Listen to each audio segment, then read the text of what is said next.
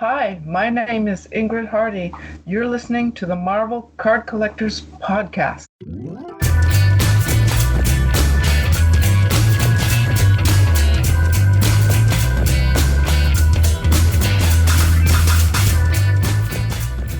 Hello everybody, my name is Ian Taylor and welcome to the Marvel Card Collectors Podcast, brought to you by the Marvel Cards Fan Collective, an awesome community of card collectors and creators. You can find our two groups on Facebook, details of which are at the end of this podcast, so come check us out. With me is my co-pilot in all things Marvel cards. He knows what time it is. That's right, it's sketch card time. It's Norrin Rad. Hey everybody. How you doing, buddy? You all right? I'm great. I'm good. It's always sketch card time though, so I'm always prepared. What you'd say? Yeah.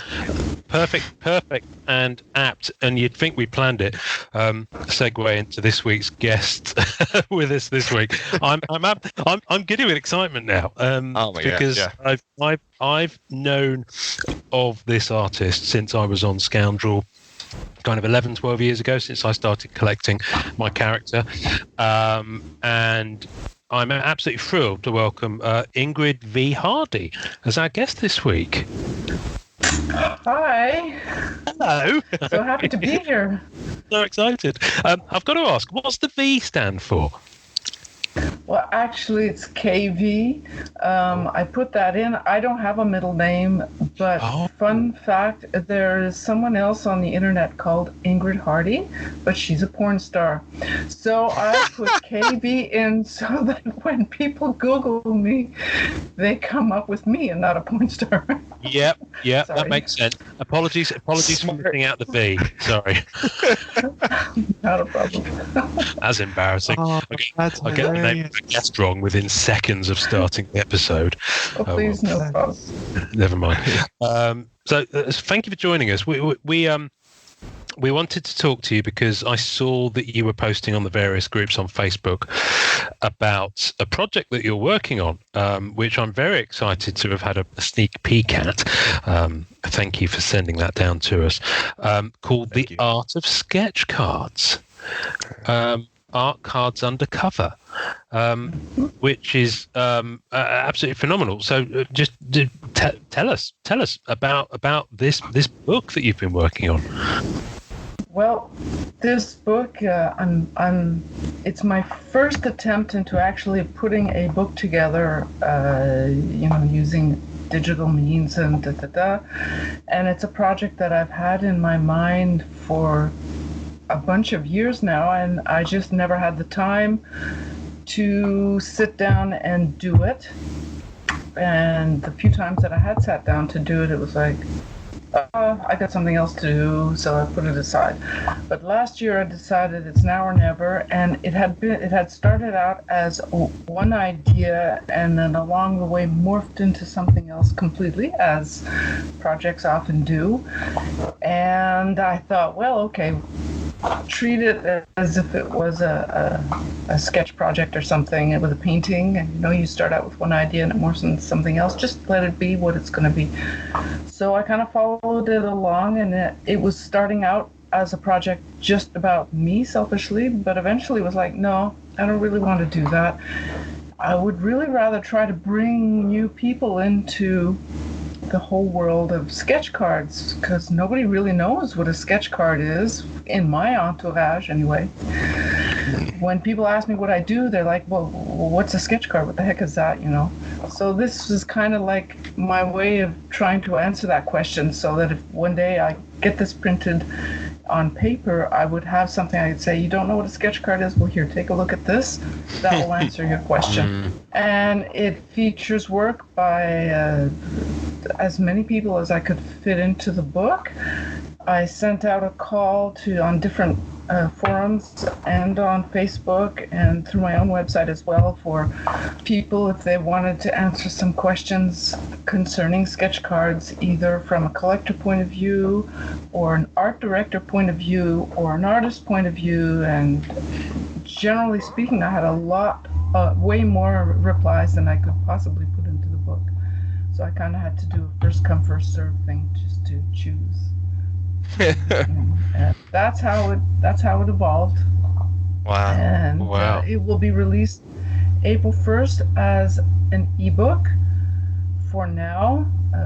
Seeing as the times we live in has changed a few things a lot without getting into all of that. But it will become a paper copy probably before the end of this year. But that'll be more details on that, with a lot of special inserts and prints and all kinds of things to go with them. Cool. And maybe there'll be a book too. I don't know. I don't want to bury the lead, but I did have a question about the possibility of an expanded extended edition or sequel, because you sent us a preview copy, and it's 200 pages, so it's well worth a look. And I've probably made it about 5 or 6 chapters in so far, so I'm kind of getting there, but because I'm reading it on a tiny phone, I haven't really had a chance to appreciate it fully. But I know chapter 3 you do kind of talk about your background and your introduction, but for those who kind of might not know, who are listening, who might not have heard of you, and quite frankly, where have they been? Tell us about yourself and how you got started doing sketch cards. What's your background? Well, I got started in sketch cards. Another artist kind of brought me in. I was hanging around on the digital webbing forums. This was only a couple of years after we actually got the internet in our house. This is kind of weird for probably your listeners who are way younger than me. But in this house, we had the internet, I think, installed in, 2001 or 2 or something like that. And then when I got online, I was like, oh my God, this is the darkness of everything. You can't trust anything, and blah, blah, blah. But eventually I got up the courage to join a forum, and that was the Digital Webbing Forum, which is a comic book forum where they have a lot of Marvel and all that stuff too. And I thought, oh, well, hey, maybe I'll get into comic books or something, because I've been drawing all my life. It was my way of adapting to people around me, adapting to life. I think 90% of people who actually draw, they're socially inept and they can't deal with anything, so they use whatever skills they have to help them deal with people, because people are weird. What can I say? So that's how I got into art. And once the internet came here, it was like, wow, maybe I could actually make a living at this, because before that it was really, really difficult to make a living with art. You must say, with anything that is creative, it's difficult. The internet changed the world, really. So someone who had gotten into sketch cards before me, and gosh knows there are a lot of people who have, saw my work on digital webbing and said, hey, you might be interested in playing around with sketch cards. I was like, what's that? And they sent me over to Scoundrel. Scoundrel, of course, was a website dedicated to sketch cards, just sketch cards. So that was like, wow. And I took a look around at that, and I tried my very first sketch card on those days, and it was like, oh, I can't do this. It's just so small. How does anybody deal with this? So it took a few months to kind of get used to that dimension, and it was like, wow, I really like it. For anybody with a really short attention span, sketch cards are amazing for that, because you can really play in a small space. It makes you get rid of how would you say, extraneous detail that doesn't belong, because it is small. How do you deal with empty spaces versus spaces that are telling a story of something? And I'm still learning all that. So that's how I got into it. That is what's so amazing for me with your work, among everything else. But for me, every time I see your pieces, I see, for me, for my taste, for my bias, it's always cinematic art. Like, it always feels like there's this grand story that you're displaying. Like your battles in Star Wars, your things from classic mythology. I always feel like, even Lord of the Rings, all your pieces there, I always feel like they're just pulled, and they're not direct copies, but they always feel like they're pulled right off of like a film negative. Like, especially with You the have grain. no idea how happy that makes me feel. Oh no, seriously, I love the grandiose. I love the whole storytelling thing of anything visual, anything, you know. I'm the same I way. love the storytelling aspect of it. I love something really dark, funny, bright at the same time. This is why I'm getting into Breaking Bad during this quarantine. Yeah. Thing. It's like, oh my god, Oh, what is this? superb choice. Superb. That's a great one. But your use of, like, I mean, it's my bias, of course, but every time you put moonlight or have that kind of moonlight glow on your figures in your sketch cards, I'm always just like drooling, foaming at the mouth. It's just so beautiful how you mess with lighting and in that kind of space. And I was looking at at the chapter where you did your watercoloring, and you know how you did shapes and scenery and really cool kind of vistas and, you know, moss and all this really fun stuff and skies, and you can just seeing it being pulled into the sketch card world. It's just so cool to see that transference of your style. It's very fun. The watercolors, I really love doing that, and those I do specifically for sorry to mention this, but for my Patreon supporters. It's a way to help keep me doing all kinds of things.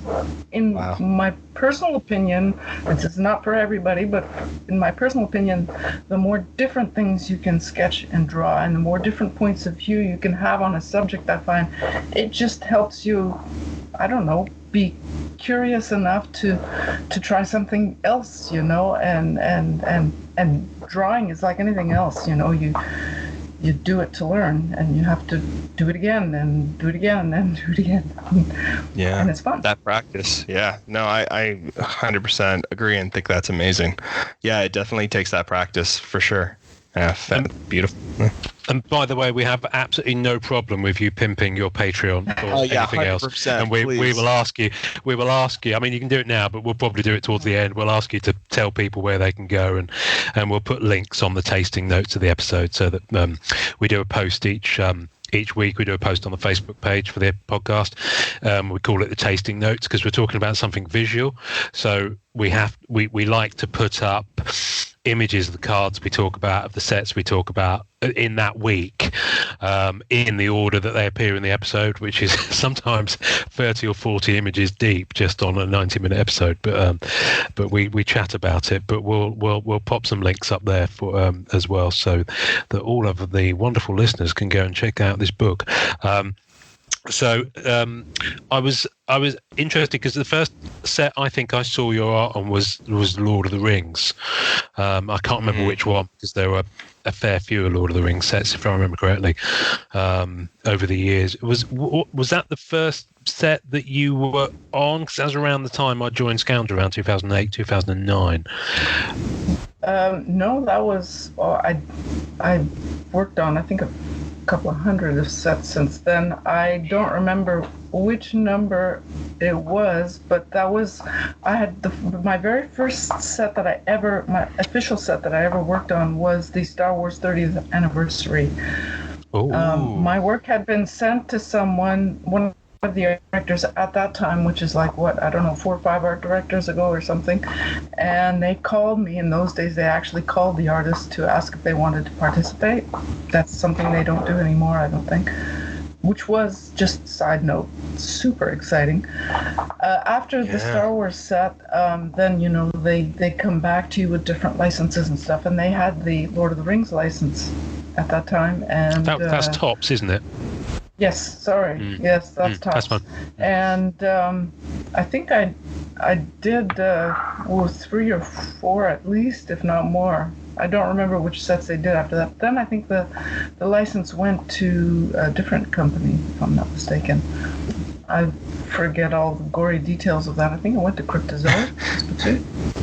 I don't remember. But anyway. Yeah. I don't think there's any political incorrectness in stating that, but they had it for a while, and then it went somewhere else. So I did, I think, Masterpieces 2, and a couple of others right up, of the first 3 movies, and then I think when the last 3 movies came out, some years after. I think that's when it went to a different company. I don't know why, but there you go. Yeah. Well, Yeah, we are always pondering about how these licenses get moved around too. We're never quite sure. Wow. Well, they're always. My understanding is they're always in for a set period of time, so they're kind of contracted for a certain amount, and then they renegotiate at that point. From what I understand, it's not always the art directors. Like, they get a lot of heat. Not that I'm defending everybody, because I've had my issues with a few too. But the most art directors are actually just middle people. And self-plug, if you read the book, there are a couple of art directors. Not as many as I wanted. But, well, okay. Still, a few did take. I'm so grateful that they took the time to actually answer. And from what I understand, art directors are really basically in the middle of everything. And it's the company, the movie company themselves, they set up all the, you've got to do this, you've got to do that, and if you're not on board with that, well, you don't get the license or something. That's my understanding of it. Yeah, no, that's our take on it as well, and especially with Marvel. Quite a lot of the time we talk to artists who do work for Upper Deck, and it goes into Upper Deck, and it's not Upper Deck that may reject some of the cards, because they send them back, and they'll have a big cross through the ones that thhave been rejected, and they've got to send them back to be destroyed. And it's not them who are doing that, it's the IP holder. In this case, it would be Marvel. That's right. So yeah, and it's it's all to do with their brand guidelines over what the characters can or can't look like, or who they can appear with, or in some cases how tall they are. Occasionally, it's the actors themselves who have the right to accept or deny cards, and they may like one card and not like another, and nobody will know why. But sometimes, not always, but sometimes the actor themselves have the last word. And for some companies, which has happened to myself as well, if your cards are rejected, you don't get paid. So you put the time in for nothing. It's extremely frustrating. I understand it, but it doesn't mean that as an artist I have to like it. But there you go, that's the job. Yeah. There's always something else. What I do like, the point at the book I've been diving into this morning was the point where you started interviewing people. And I think that's the one thing that struck me about this, is that there's so many people being interviewed in this book. I mean, I'm in the middle of the collectors section, and some of these right here. And some of these people, people I've heard of, and it's like, that's really cool. That this person is in here. They have some people participate. There are a couple of people that just didn't have the time to get back to me, but life is kind of up in the air these days. Yeah. They may get back to me later, and that's absolutely fine. If they do, that's something that I may add to the print book. A couple of fairly well-known people that just didn't have the time. I'm certainly not going to bother them, But a few people did. I have to say, I have a huge, mega thank you to Stephen Sansweet, who wrote the foreword for the book, which blew me away, and I was so thrilled for that. He's a very nice and generous person. So that was really nice. Yeah. I think the one thing to say about the book is there are so many different cards from different sets and different styles and different artists, liberally scattered, but not in a haphazard way, gorgeously gracing every single page. Marvel Masterpieces cards here. And so, I'm just actually got to the section where one of our group members, Hilton Locke, good evening, Hilton, is in the book. So I'm looking forward to reading that, because obviously I interact with Hilton on our group, and he shows off some really good cards, and we have quite a back and forth giggle. And I know that Hilton's been active in collecting for an awfully long time, and yet and the crediting of some of these cards must have been just keeping track of making sure you've credited the artists, and given the amount of work. It's a lot of work. Formatting each and every single image that's in the book. And some of the images came very well prepared already in advance, and I didn't have to do anything, but the vast majority had to be resized and, put so that they could be in the book, and hopefully will reproduce in a Print form. in a good way, so that when you look at it, you can appreciate all the work that particular artist put into the card. And I was a little bit surprised that some of the images I just couldn't use. They were just too small. I couldn't, and I didn't have the time to go back to the people who sent them to ask them to maybe send them a little bigger. There's just so much. There's just so much. And in the back of the book, there's a complete list. Well, there should be. I hope I haven't missed any. A complete list of credits for all the images and all the artists, so that if you want to look, you can look, and you should be able to find something that interests you. I'm just seeing names popping up here. Webjohn, of course, he's been around for as long as I've been, because I was on. I'm not on there so much these days. Card Talk, the non-sport update group, is where I've also tried to be respectful, and there's been one or two people who didn't want their real names used, and I fully respect that. I mean, the internet is a big, bad, nasty place. We all know that, so I'm fine with that. No problem at all. Yeah. That's why some, and for some people, it's their brand. Yes, that's right. In and of themselves. So, Webjohn, that's what everyone knows him as. So, I'll give you a little tip. Norin Rad is not my boy's his real name. Ian, oh, no. What are you doing? Oh, God. Now everyone knows. Worst kept secret in our corner of the internet. And I'm just looking through, and of course Chris Mixer is on here, and Chris, Mixy Mix, as I irreverently refer to him on the podcast as. He probably hates that. He writes. He does the @Sketchcards account on Twitter. And he writes, I think, for Non-Sport Update. There's a photo towards the beginning of a stack of boxes, very, very neatly maintained boxes. The word stack implies that it's haphazard. That is some of his collection. So that must be incredible, because some of the cards in here, and there was obviously, our focus is Marvel, but you've got Lord of the Rings in here, you've got various different entertainment licenses, plus of course sports cards. So you talked about the history of sketch cards in here. And what I was kind of drilling down to is the thing that stood out for me was you're in the French part of Canada. Yeah. So you're kind of French Canadian. Yeah. And there's no word in French for a sketch card. No.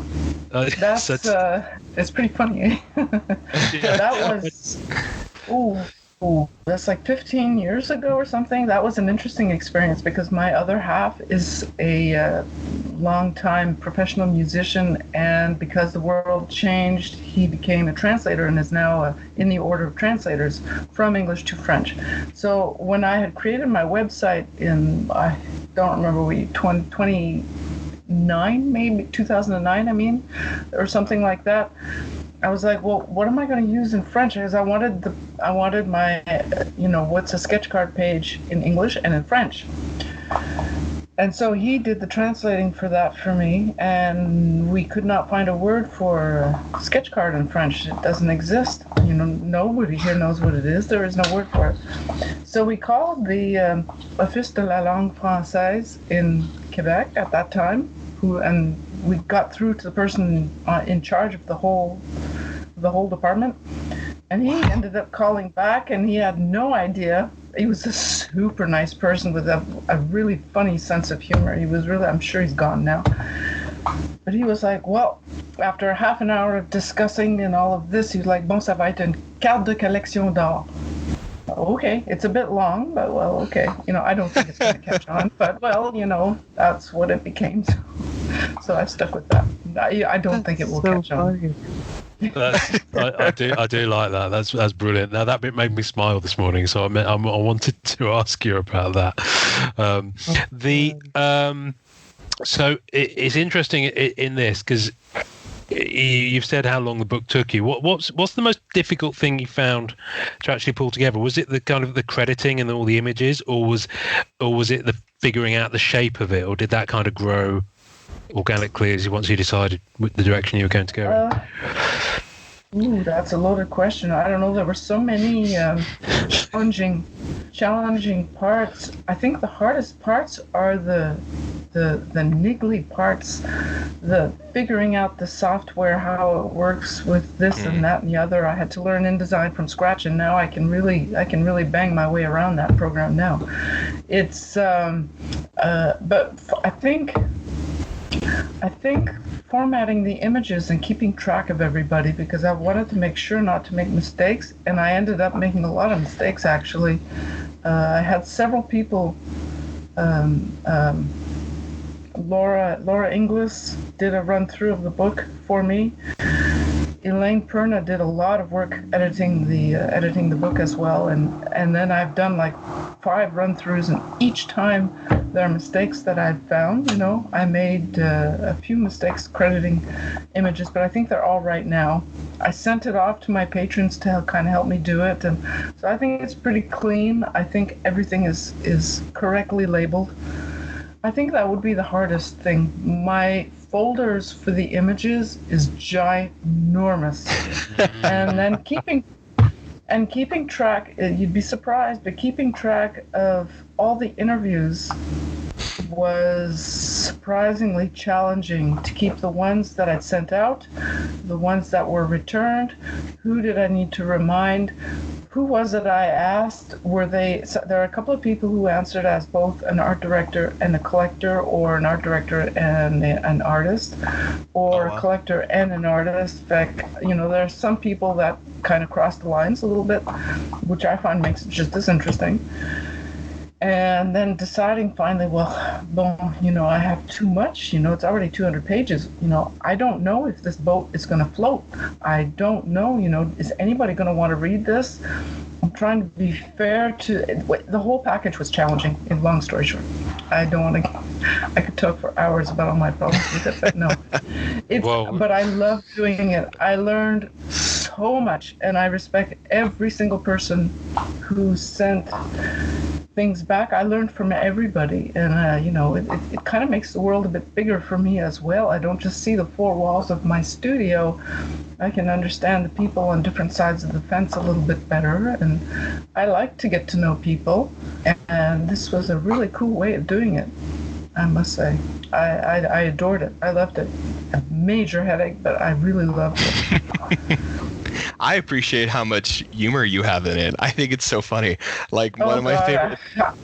I wouldn't. One of my favorite. It would be funny. I love it because one of them is like, "Where do you find what you like?" And underneath it says in small text, "It's safer than Cupid.com." That's just cute. I don't know. You did that throughout the book. I love it. I think it's just fantastic. I've been writing for a long number of years, and I used to belong to a writers group about 10 years ago, and I have published 2 books before, actually, just fiction, and the response has always been positive when I let a bit of humor fall into it. So I thought, well, okay, we'll try it with this and see what happens. And I mean, they're sketch cards. It's art. It's not brain surgery, It's like, let's enjoy this. Let's not make it too serious. There are a number of conspiracies that have come up since the Scoundrel days that made things terribly, terribly serious. Actually, you wouldn't think so, but yes, for some of the people who are way better known than I will ever be, have gotten into trouble with people stealing their art and stuff, and that it actually cost a significant amount of money to people, and that makes things really, really serious. And that's not what I want to do here. I wanted to make it relaxed and fun and chatty, and just come on in and take a look around and enjoy the other side of the coin a little bit. Yeah, we're not against each other here. No, we're no. One of the it's funny you mentioned that. One thing that made me laugh is that you get to the bottom of a page and you said, "Oh, and of course there are of course the the history of sketch cards, it's not as without its fair share of scandal. And then page break, and then you go, but we're not going to talk about that here. And I was like, that's really, but it was just the way that you timed it. So you had a beat with a page break. I just thought that was really nicely placed, really whether it was great. by design or not. I'd like to think it was by design, but I love that. But that did make me laugh. So maybe that can be for the expanded or not suitable for work edition. The one thing I found it interesting was that you write from an artist's perspective, clearly, but you're very good, especially in the earlier chapters, explaining the history of, first of all, trading cards, and then sketch cards or art cards, as I saw you also describe them at one point. But I guess you could read it as a book for both for artists, because you do sort of kind of give some advice, for people. I especially love your aside. A little pro tip: you won't make a massive amount of money off sketch cards, right? Which made me chuckle. But I guess you could read it as a book for artists and or collectors. But one thing you just touched on is that crossover, because many are both. You have I think we've mentioned before that a friend of the show, Elaine Perner, is an artist of extraordinary talent, but also she's herself a collector and has an astonishingly fine collection of work across an insane multiple good collection. Yeah. But I find it interesting that I'm not aware of a massive number of those, but I think it's more common that it is. And you mentioned art directors who are also collectors, or art directors who are also artists. So I find that fascinating. Do you collect anything yourself? Are you a collector of any of the works that other artists put out, or any genres or styles? Or I'd like to collect more, but as an artist, my bank account tends to protest when I want to collect, But if I could, I would. I actually did collect a few way back in the day. There were a few artists that I really, really, I like them all, but I mean, there were some that I thought, it's pretty cool. Please don't ask me names, because I have a terrible time remembering my own name. I can't remember everybody else's name, but there are a lot of cards that styles, as some of the collectors will tell you in their interviews. I think the vast majority, if it's something that really pleases you, look at it and you like it, you'll want it and get it. So I did collect a few. I can't do that anymore, unfortunately, but I do like. I would collect if I could. Yeah, I think what I really like, speaking about, like, collect what you like and whatever gets your taste and stuff like that. I love the range of artists you have in the book. You did a really great job of like having that range from Katie Cook all the way to more detailed artists. I thought that was really fun. And that's always what I look for in artwork as well. I always look for the difference.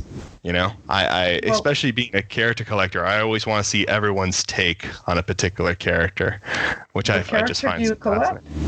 I collect the Surfer. So Silver Surfer is someone I'm particularly fond of. But yeah, I always look for that difference, and always look at, like, for me, I always want to see the artist's like personality or take on a character, no matter how strange it is. I want to see that kind of like influence and that kind of transcendence. Well, that's what makes it really, really interesting, I find, when you look at all the different styles. I mean, if they all look exactly the same, what's the point? That's right. That's like drinking the same flavor of Kool-Aid all the time. That's just not interesting. So having a whole different type of styles, they're all beautiful. They all have something to say, There was an artist, a collector whom I would have liked to have in the book. And again, it's 200 pages, who did a series of, collected a whole series based around Yoda, using the same reference image, actually, which was pretty cool. I think he posted a lot on Facebook that he had Yoda, the same position, but done by a whole bunch of different artists. And that's pretty cool, Isn't that cool? We have one of those. that would give you a really nice. I thought that was a genius idea. You know, you look at that collection and you get that range. You get a range of, and you're like, that's that artist. That's that artist.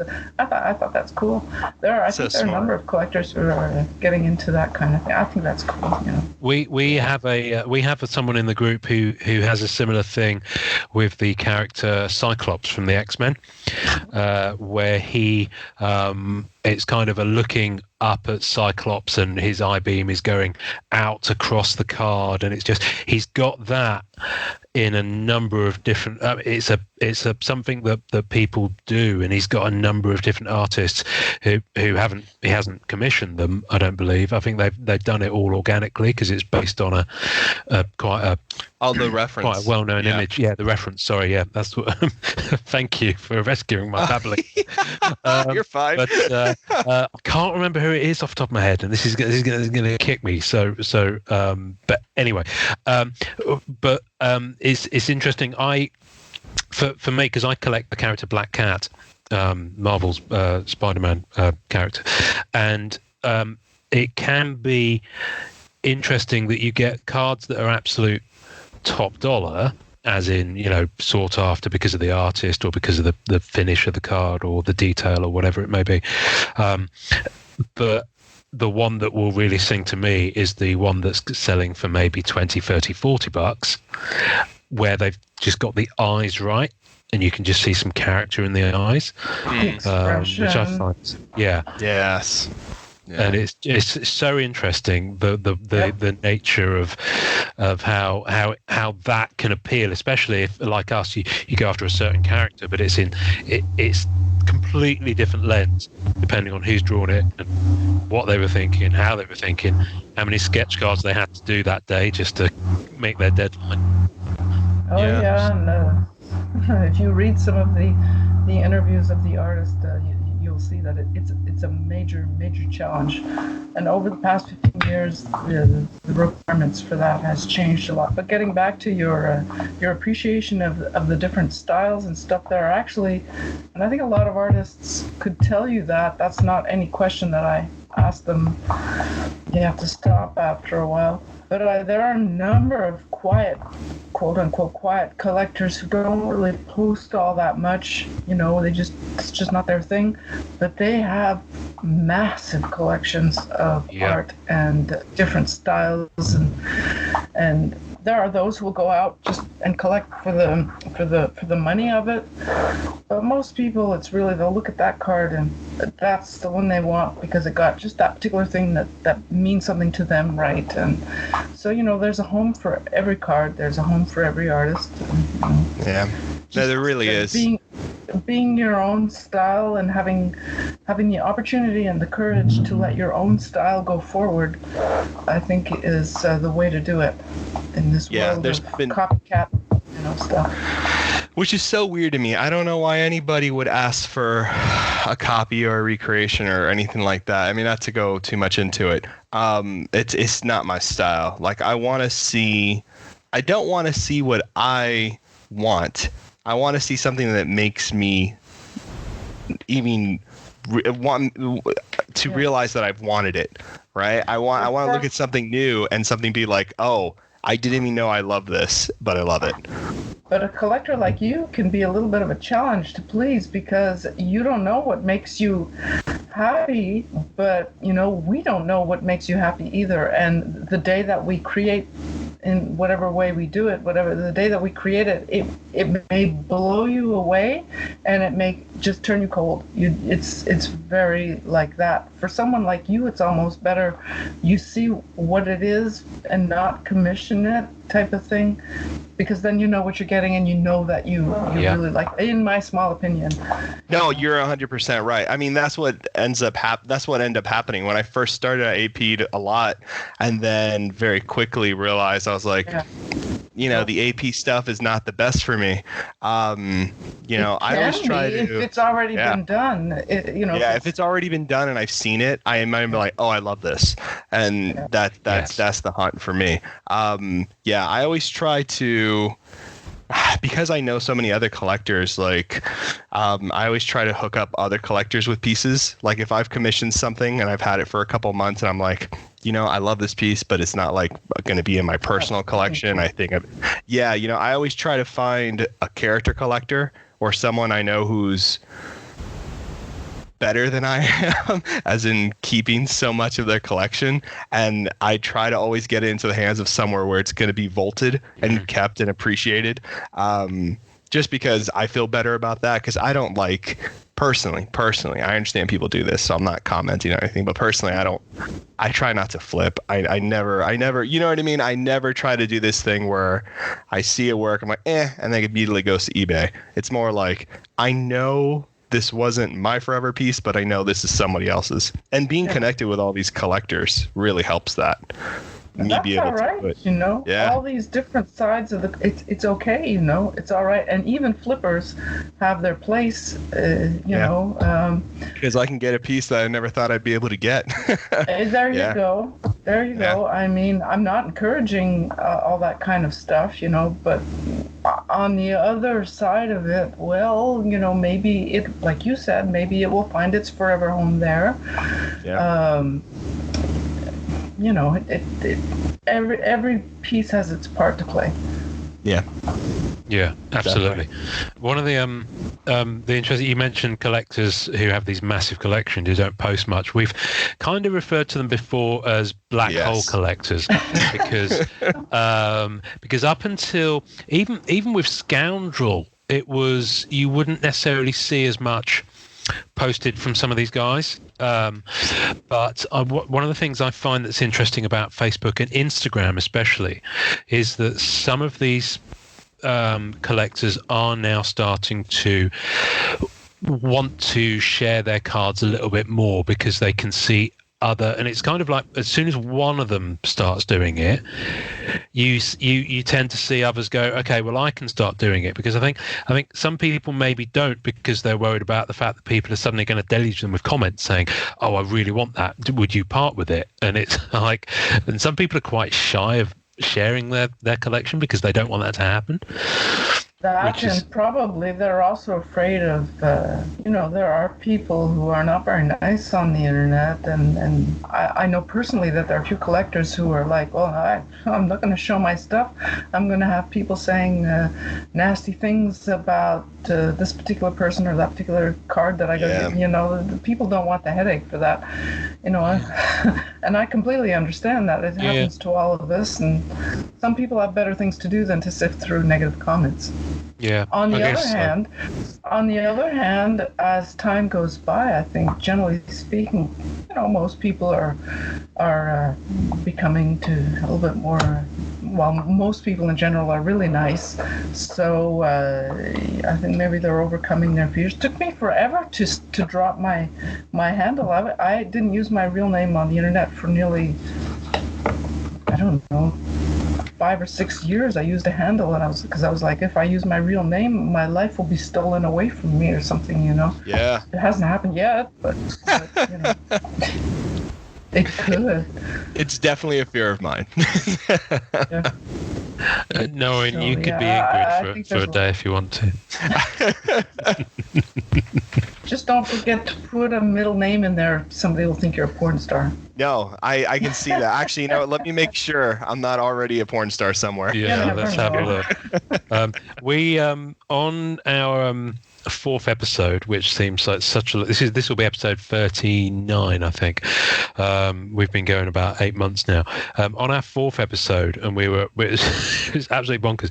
We had the artist Dave DeVries come on as our first guest, and he was fabulous, and he's been really helpful to us and to me personally, because when I started the groups on Facebook, I started one group, and then I started another group specifically focused on the Marvel Masterpieces series. And of course, Dave, having been one of the artists on one of those series, he immediately joined and invited Joe Driscoll, Julie Bell, Boris Vallejo, and all those other guys to join that group, and actually made that group successful. So we owe Dave quite a lot, because he came on the podcast early on because he was really excited to help us sort of get established. But one thing that I found was interesting that he said, this is a long way of getting to the punchline. There's another artist called Dave DeVries, who I believe is Australian. I think I'm looking at you, Noah, and I'm trying to remember the details. I think it is Australian. Now. Yeah, I think it is. And so Dave, when he first started out doing stuff in the 90s, he would sign his name slightly differently, which he actually eventually dropped. Yeah. And now I think they have had a back and forth. They got to know each other. They got to send each other letters. Oh my gosh! Yeah, it's pretty funny. I think Dave did comment that he wished that, because the other guy's a lot more active. I think Dave did comment that he wished that that one of the royalty checks from the other Dave DeVries would land on his door. Doorstep. Which is pretty cool. One of the things that we found interesting in the group is that, because we generally in the MCCW group, which is Marvel Card Collectors Worldwide, and I set that up specifically because I found that, being a UK collector, a lot of collectors were based in America and also wouldn't trade outside of America for personal choice. Right. They didn't want to mail overseas. And the one thing I quickly realised in how big that group has got is that there are collectors literally all over the world. But as you mentioned in the book, there are artists literally everywhere as well. I mean, there's a number of extremely fine artists in my city, in Norwich, in the UK, who are on major licensed sets at the moment. And obviously you've got the guys in France, Fred Ian and the Art of FX. You've got Simone and Riccardo in Italy, and you've got people all over those, including an awful lot of Indonesian and that kind of end of the world artists, which is fascinating. But one of the interesting things is that people are now starting to feel comfortable sharing those collections that they've kept under wraps, because we do. Everyone's a pretty nice bunch, and we, anyone who does post any of that negative stuff, we kind of very gently and then very firmly, if needs be, just show them the door, and they're gone. Yeah. And I know that not every part of the internet is like that. So and it is actually turning into a place we've probably got about maybe 10 to 1 collector to artist ratio, I'd say, at the moment in that group, and we've got about 900 members. So it's pretty good. But the interesting thing is there's so much interplay between. We have artists at the moment who are working on the new Marvel Masterpieces set, and they have their cards and they're working on it, and they're coming to group and they're asking what characters you want to see, or they're asking for inspiration from the community, which is a really interesting symbiosis. Did you ever see that kind of thing back on? It used to be like that on Scoundrel, yes. Yeah. For in the heyday that I was aware of it, when there'd be a new Star Wars or Lord of the Rings set or something, it'd be like, well, what would you like to see? And and there were a lot of questions like that, and there was a lot of interactivity, excuse me, and which makes it fun, up to a point. It's really nice to give collectors the kind of thing they might like to see. It didn't last, and I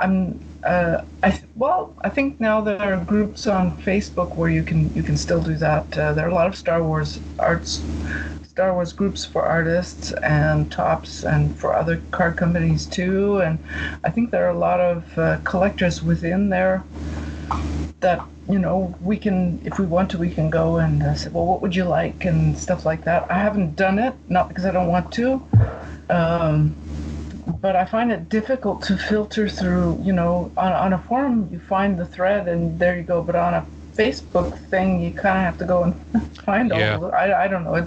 I'm too old, I guess. No, I it's find it difficult to find stuff. to navigate. Yeah, for sure. I like the atmosphere of a forum, I have to say, more generally speaking, usually. Yeah. It's interesting that that forum that you mentioned that you used to go on back in the noughties, I think is the collective noun for that decade now, which always makes me laugh because I'm English and I think naughty. Yeah.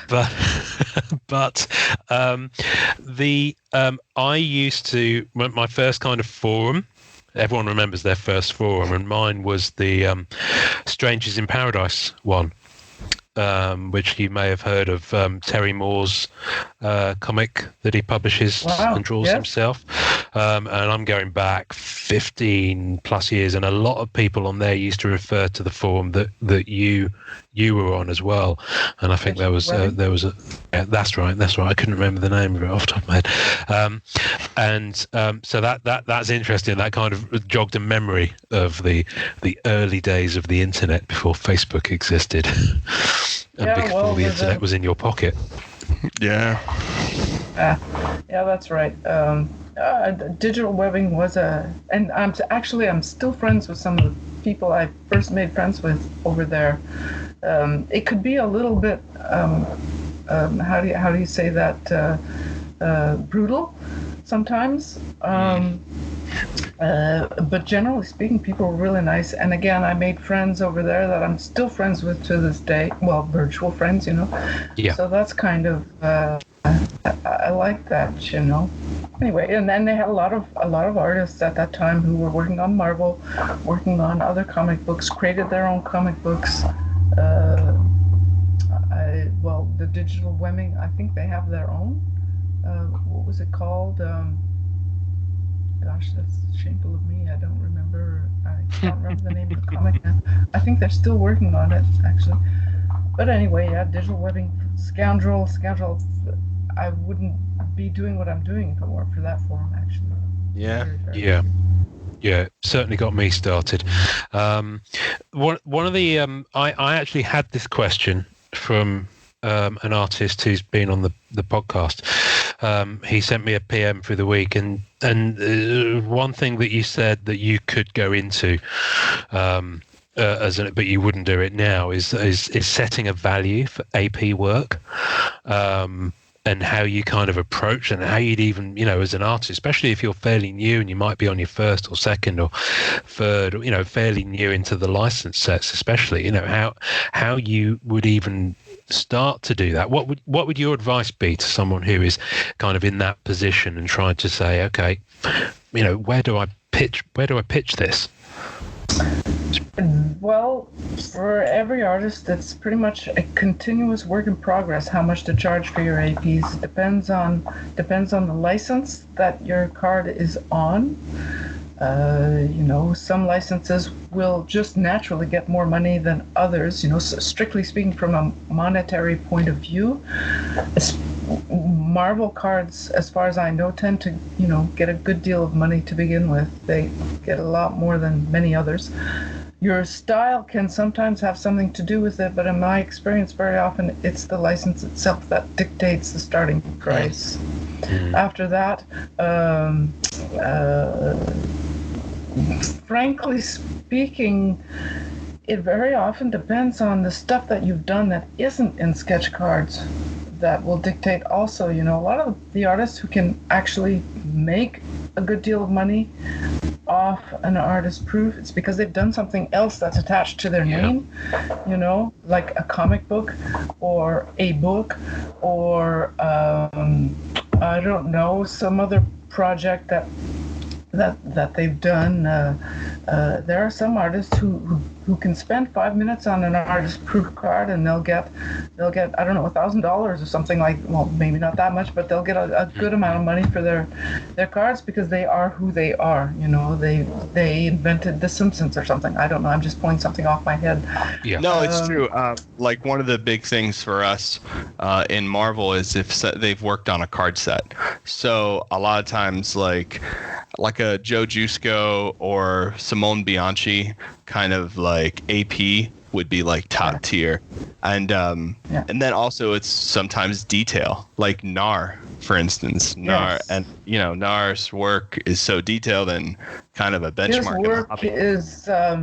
His work, it's almost a job to look at his art cards. There's just so much detail in there, and they're so gorgeous and they're beautiful.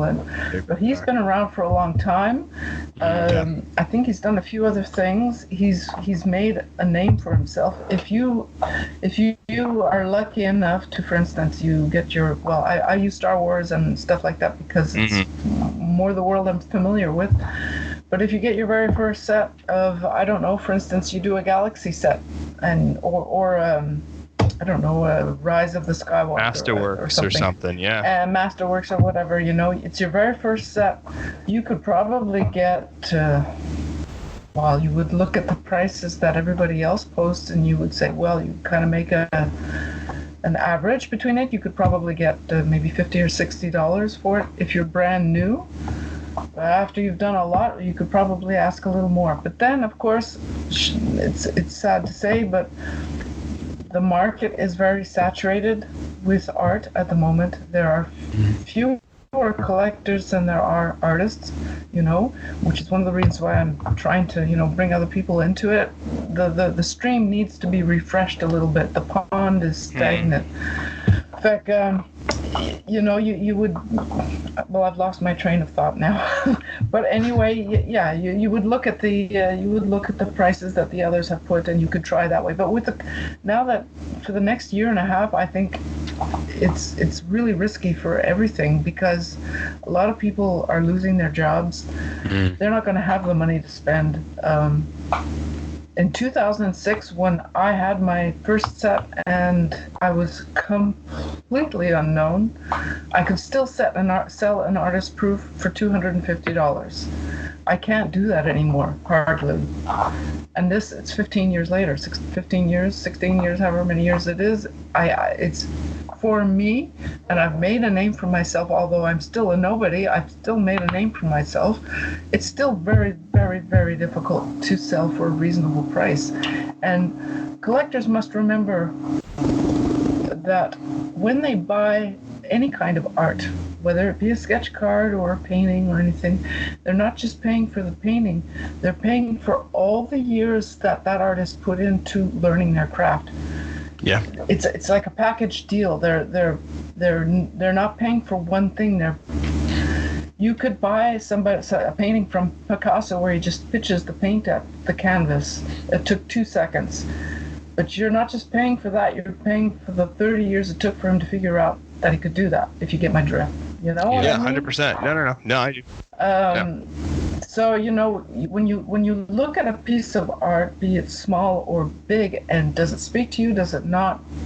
It really is an investment, even if you're not going to sell it. You're investing the experience that it took to create that one piece. You know what I mean? And the ideas that the artist had behind it, even if they were listening to their cat meow or something, I don't know, while they were doing it, it's still a part of that person. You know what I mean? They part of that process. Created it listening. They may have created that piece listening to Tchaikovsky, and they have studied at the Fine Art School of Fine Art, everything. Or they may just have picked up a pencil and learned to draw. Nonetheless, it's that package with that person. You know what? Yeah. I'm going on about nothing here, but that's no. This is fascinating stuff. It's like a book. When you buy a book that someone has written, or you watch a TV show, which is another example. You're watching. You're investing your time into a story that probably a group of people wrote. Probably there were a lot of fights about it. Probably there were things changed that nobody wanted. But you're buying a whole package deal. You're getting into a whole thing. Buying a lifetime of experience. And you're getting a lifetime of experience. You're also getting the times within which it was created. The context. It's very timey-wimey, if you want to. Well, the truly terrifying thing to us is that I know of at least 2 or 3 artists, maybe 4, who listen to us while they're working on sketch cards. Who knows what that stuff's going to turn out like? Oh dear. Sorry, collectors everywhere for that. I found it interesting in your interest. I've set you off, haven't I? I've set you off. Because I'm just imagining that they draw like Scarlet Witch, and yet she has my features, and I'm like, I'm so sorry, guys. She has like this nose, and Can anyone listening who's handy with a pencil please draw Scarlet Witch with Norrin's features? In your intro, the one thing I found interesting, because you've very briefly touched on trading cards as the kind of sector, for want of a better word, that's the wrong word, that sketch card sits within. But then you talk about trade cards, which I thought was an interesting distinction. Can you just tell us a little bit about that, if you wouldn't mind? Because I think our listeners would love that. Well, first off, I state it clearly in the book, it's my own personal point of view, my own little, maybe they came from, everything is an evolution. It comes from one thing and goes to another. And looking at trade cards, first of all, started out centuries ago. And I could have gone down the rabbit hole way further than that. They started centuries ago as being actually advertising, fancy business cards. They could be 5x7. They could be smaller than that, a little bit larger sometimes. And because photography, well, even before photography, they were hand drawn and usually with ink. They would be very fanciful and, display certain parts of that particular time. So if you had, and of course cigarettes were smoking, alcohol, cooking, manufacturing, those were all things that, of course, you would have a card like that and you could give it to people, as kind of a sample or something to remember you by, and people would exchange them, which was a thing. And where ACEOs are still a part of that, where they're actually like sketch cards, but people exchange them. The idea is not to sell them. That still exists now. It's kind of a subgenre. And they can be like anything, with cloth, paper, beads, photographs. You can have a ton of fun with that. That's another thing. I'm sticking within the book mostly on the drawn and sketched and painted stuff. But the trade cards themselves, they kind of evolved over time to shrink down to become smaller, so they kind of came like business cards. And so I was thinking, well, maybe somebody, and I don't know who, thought, well, that's kind of cool, maybe I can draw on it or something. And it probably stemmed somewhere, evolved from that point of view. So I made the connection from trading cards to maybe trade cards, because they were traded. They were trade as in business. They were exchanged. And they were sometimes traded. And there were some actually royalty that would collect them and keep them. And I do think if you surf a little bit online, I'm not sure that I included the links to all of that in the book. I just ran out of room.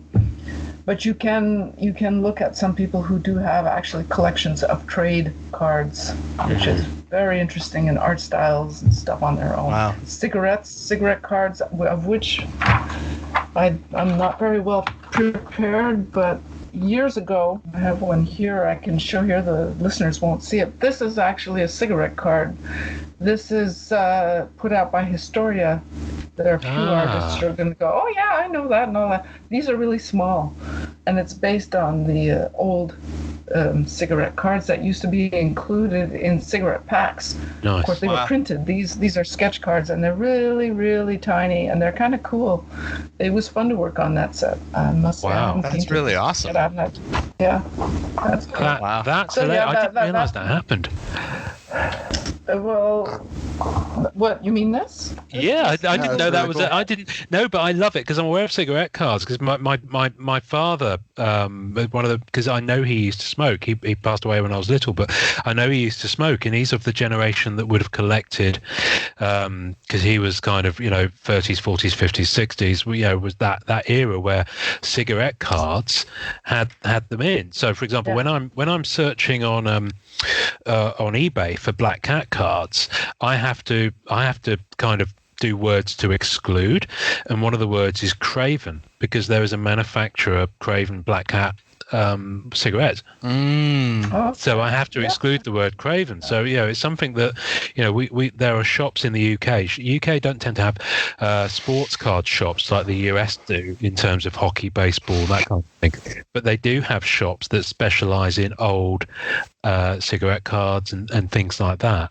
Wow, That's really interesting. Cool. These days, but you do have them, and I've seen them. And there's a number of companies that specialize in auctions and things of that ilk, because in the UK cigarette cards were absolutely huge, and they used to come in cigars, they used to come in tobacco. There were other products that used to have them in petrol stations. Oh yeah. Oh, cool. You used to be able to get cards if you spent a certain amount. You'd get a card with your, thing, and if you get, say, it was 2 shillings or 3 shillings or whatever it was to fill up your car back in the, I'm talking about 60s here. You'd maybe get a card per shilling you'd spent, but only from that particular brand of petrol station. Kind of nice Really loyalty thing. Bring returning customers. I've thought about that for years, but I've just remembered it off the top of my head as you were showing me that little cigarette card size artist proof there. So that's fascinating. One of the things, we'll let you go in a minute, but I just have one more thing I wanted to tell you about, because you might not have seen it. And it might be an invented thing that our group did about a year ago, or it might be something you've seen somewhere else. But we talked on last week's episode about rainbows, where collectors try and go for one of each type of a particular character card, because they're produced in different parallels. Now you'll have a base card, then you'll have a purple version, a blue version, and I know that's in the Star Wars sets. Certainly recently, because I dabbled in Star Wars. But one of the interesting things that people do is that because you see artists who've had to do so many cards for a set, they might do the same character but in a very similar style but in different poses. And one of the things we've noticed is that some sketch card collectors try to go after what we kind of dubbed as sketch bows, where you'll have 2, 3, 4, maybe more cards done by maybe the same artist, often some similar artists, but they'll do different poses of that character, but because they've done them at the same time for the same set, they actually complement each other quite nicely.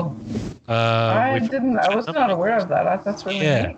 I'm not sure. Someone in the group just coined it a sketch bow, and it kind of stuck. And kind of every now and again, someone will present one, because I think they're quite a rare thing. The number of cards you'd need to get it. I have not seen that. I've seen the word around on some of the groups, but I have not seen samples of that. I'll have to look that up. That sounds really cool. No, we'll get you some images for sure. I won't hold it up now, because I've got my binder of my Black Cat cards here. They're my beloved, my precious. And in there I have a triple panel. They're separate cards, but I've displayed them next to each other by Mark Texera from one of the Women of Marvel sets. And he's done them. He's chosen to do the character with the same color background, just in different poses. So it almost looks like when you put them next like a mini set. Yeah, it does. Also, like almost sequence looks art. but it almost looks like a contact sheet that you get a photographer doing. Yeah, so when you do headshots and you pick out, you might have 20 or 30, and you go through and you say, right, it's going to be one of these ones. It kind of feels like that, and you wonder if when they're laid out, because some of these artists do 150, 200 cards for a set, and I know that when I saw the Marvel Masterpieces sets from 2007, 2008, you would have artists go onto Deviant, they'd go onto Scoundrel, and they would put an image of all of their cards, or they usually have to break it up into several, and you can actually see that they've done, just to keep it interesting for themselves, I think, creatively, and I'm sure you'll they'll have done different like subsets, like some of them would have done them as playing cards, for example. Oh, that brings back memories. Yes. Yeah. He did that. Yeah. Chases those. And there is a guy in our group, an Australian collector, who goes after an artist called Goonie Tunes, oh my goodness, yes, I remember that. But he did close-ups of eyes on one of the Marvel sets. And this guy in Australia is hunting them down and paying a finder's fee for them. Oh. And he has tons too. He's really got a crazy good collection at this point. Yeah. So I do find that interesting. And apologies, you might have touched on it in the book, but as I said, I've only got about 4 or 5 chapters in, and Norrin's clearly. Actually, no, I didn't touch on that particular thing. But it is one of the fascinating things, and that's the beauty of this, is that, should you be moved to do so, you could extend to another volume of it, or someone else could pick up the baton. And there are so many facets to how you can collect sketch cards. Well, now you've got my brain cooking there. I'd love to. I haven't even released this one yet, but if there was like some kind of market for it, even just a little one, I'd totally be up to do more. I love working in InDesign. I'm becoming an InDesign fangirl. It's fun to play with, and I like putting images together, and this is the first time this particular book is the first time I've done it. So of course, it's far from perfect, but it's done with a lot of heart and hopefully reverence to the artists involved. So I'll have learned a lot. If I did do a next one, possibly, I could do it even better. When you do things, you learn and you get better. So yeah, I love what you've done with the book. I mean, Ian and I, awesome. Like we've mentioned, I think really do think it's awesome. I love the way you formatted. I love your index. I think you've really done a great job on touching so much of the hobby and so many different aspects of it, and it is really fun and it is really interesting, and I love the terminology section. I think that's and I have to give credit, the terminology section, that is excuse me, I'm going to forget it again. Ed Webb, he's the one who put all that together. That is the man. He did that. He is on, of course, I believe, the Blowout Card Forum, which is another amazing place. Yes. But he put it together, and he has had it actually over there on that forum. And I asked permission. Everything in the book is used with permission from everybody, which was another really long job to do, to get permission from everybody. But it's like he said, well, it doesn't really all apply to sketch cards, and he's right about that. But because sketch cards, trading cards, all that, it's all connected. It could be useful for someone. He put a lot of work into that. It shows. It was a lot of work to edit it and format it too. But he did all the hard work of actually putting all that up. And I think there are like 4 pages of terms and small print. So it could be useful for someone, and so I think great. We love Ed. We love Ed. Ed's the best. Ed runs, for those who may not know, we've talked about Ed on previous episodes. Ed Webb runs Sci-Fi Cards, and he's a brilliant dealer. I often buy, when I do get physical boxes shipped over from the States, when I can afford it, I'll often get him to ship them over. He also likes sausage dogs. We have one. So I'm a big fan of Ed Webb because he has the same kind of dog that we do. Oh, wow. There we go. I love that, finding connections through sketch cards and dogs. That's adorable. Dogs, yes. So Ingrid, tell our listeners where they can go to pick up a copy of your book. The book will be available Wednesday, April 1st, April Fool's Day. I thought that was just perfect for me to let go of the book. It will be available. Excuse me. Now I didn't have my addresses out. It will be available on Etsy and on PayHip. I'll give you. Hopefully, the links will be in your show notes because I don't have the whole. We'll do that. Link in my brain. in my Etsy store, it will be available as a download there, as a PDF, possibly as an EPUB, but the images don't really translate so well to an EPUB. I may keep it as a PDF. It'll be available on PayHip as well and on Amazon, but a few days later because it takes a bit longer for them to set up their thing. Sure. Support an artist and purchase from Etsy or PayHip, please, because Amazon it's about 65% of whatever the book makes. But it will be available there, and it will look very good on a Kindle. I can tell you that now. I have previewed it in the Kindle. It will look very nice in that. Nice. And there will almost certainly be a Kickstarter to produce a print book later this year, but that will be much later because now with the coronavirus thing happening, it's just throwing the world insane. But for a print book, there will be add-ons, extras, there will be all kinds of inserts, possibly sketch cards with the book logo just for that people can get. And there are plans in the works for that whenever life and the world opens up again. Good. But that'll be much pricier. Well, listen, I mean, when ready, we're lucky enough that you granted us a preview look at the book, so thank you for that. I really appreciate that. We'll be sure to put that on our tasting notes. We'll do it on Twitter, we'll do it on Instagram, and we'll do it on the Facebook groups as well. And obviously, when the Kickstarter's up and running, when you've got plans for that, let us know, and we'll lend a hand in any way we can, because I think it's an absolutely smashing book. I'm dying to own a print copy, so when that happens, take my money now, kind of thing. But I will be. I know that you mentioned it before we started recording, and I think you mentioned it on our messages back and forth, that you also have your own Patreon. So feel free to tell. Do you have a Patreon? Where you? Patreon. I'm sorry. Yes. Yes. So because of the E in there, I read it as Patreon, but I might be pronouncing it wrong. But there's also a bit of a hesitation in my internet thing, but no problem at all. My Patreon is www.patreon.com/Ingrid Hardy, and there is where I post the most.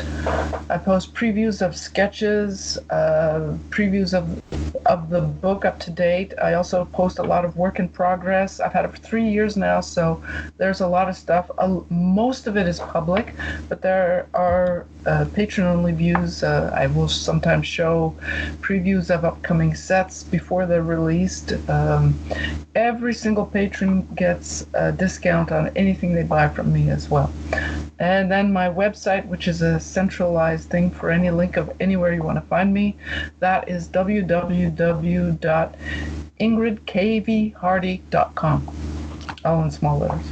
Don't forget the KV, folks, because I'm dreadfully sorry. That was so embarrassing right at the beginning. I completely missed.